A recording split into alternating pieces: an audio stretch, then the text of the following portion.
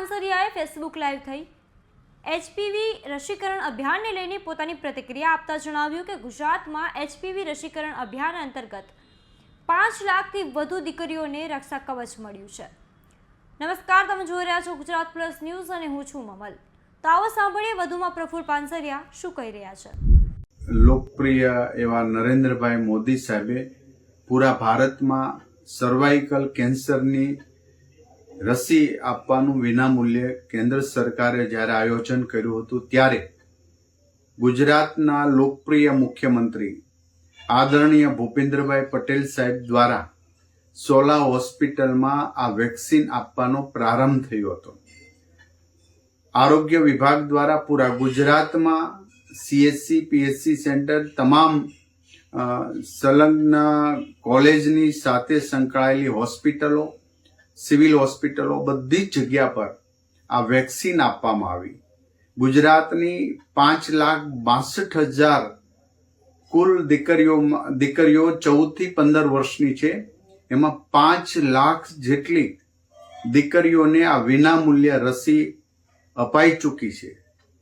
જ્યારે આવા એક પવિત્ર યજ્ઞ સ્વરૂપ કાર્ય રાજ્ય સરકાર દ્વારા પૂર્ણતાને આરે કરવામાં આવ્યું છે ત્યારે અંદાજે 110 કરોડ રૂપિયા જેટલો આ ખર્ચ બેટી બચાવો બેટી પઢાઓના નારા સાથે કેન્દ્ર સરકારે આ કર્યો છે। આદરણીય મુખ્યમંત્રી ભૂપેન્દ્રભાઈ પટેલ સાહેબના માર્ગદર્શન નીચે 100% 14 થી 15 વર્ષની આ દીકરીઓને સર્વાઇકલ કેન્સરની રસી આપી દેવા માટે આરોગ્ય વિભાગ સજ્જ છે અને કામ કરવા માટે આગળ વધી રહ્યું છે। હજી 62,000 દીકરીઓ આ રસી આપવા માટે બાકી છે।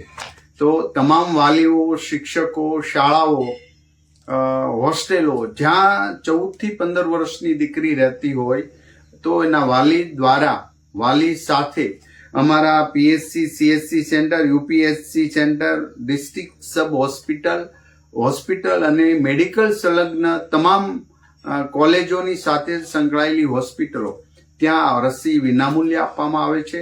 5 લાખ દીકરીઓને રસી અપાઈ ગઈ છે। એ ગુજરાતના આવનારા ભવિષ્ય માટે દીકરીઓ માટે એ મહિલા બનશે ત્યારે એમના કેન્સરના સંપૂર્ણપણે સર્વાઇકલ કેન્સર સંપૂર્ણપણે નહીં થાય એવી આ રસી આપવામાં આવી છે ને એમને એક રક્ષણ કવચ આપવામાં આવ્યું। હું આશા રાખું છું કે હજી 62,000 દીકરીઓ બાકી છે એ અમારા સરકારી વિભાગની કોઈ પણ હોસ્પિટલમાં જઈ આ રસી સર્વાઇકલની રસી લઈ અને એક સુરક્ષાનું કવચ પૂરું પાડે।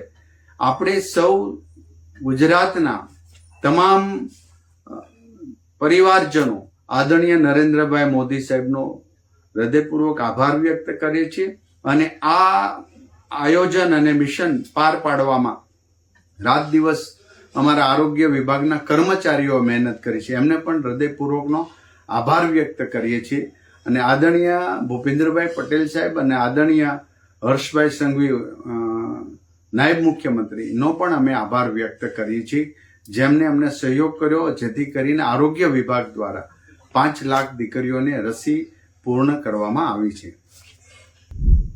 પ્રફુલ પાનસરિયાની વાતથી તમે કેટલા સહેમત છો, શું વિચારો છો, કોમેન્ટ કરીને અમને જરૂરથી જણાવજો।